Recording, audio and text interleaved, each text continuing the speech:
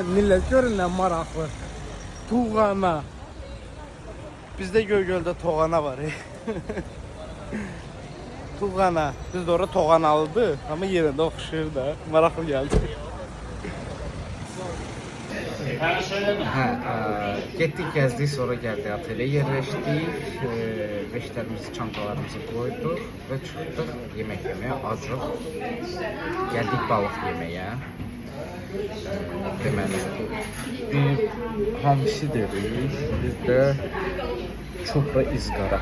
İkisinin də dadına baxaq görək, burada necədir.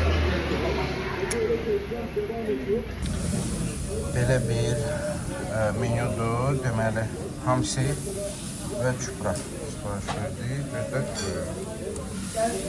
kartoşka fri, chips 150 TL'yədir, 400 TL, bir də 600 TL'yə. Belə bir menyudur. Şimdi kişilərin də qiyməti var. Balıqlama Ahmet Gürsoy.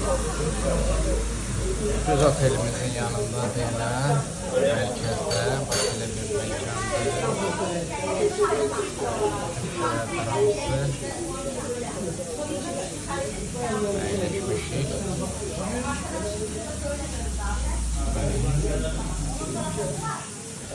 Bizə nuş olsun yiyək, sonra gedəcəyik çay içməyə. Mən dedim ki, mən heç kimsə kaptı. Axşamda gedəcəyik meyxanəyə. Bilir ki, buradasınız, onu işləməyin. Bir sutkadan artıqdır ki, gözümü yummamışam. Biraz hərdən yuxu gəlir, enerji düşür. Ona görə də yenidən Red Bull olmaq qərarına gəldim ki, enerjim olsun. Çaya, gəzməyə və s. Deməli, buradan bax belə bir Red Bull yeri istehsaldır, adı oxşardır. Mən neçə olsa yaxşıdır, millət. 75 TL. İkisini 150 TL pul verir. Süper.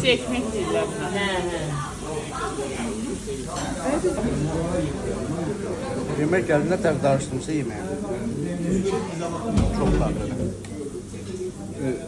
Yarısını yiyip kurtarından sonra yanıma düştü ki video çekmem lazım. Hamsiye bakın.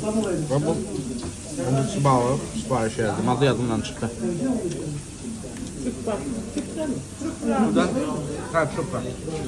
Buradan çürke. El arasında. Bu çupra değil. Çupra değil. Çupra levrek.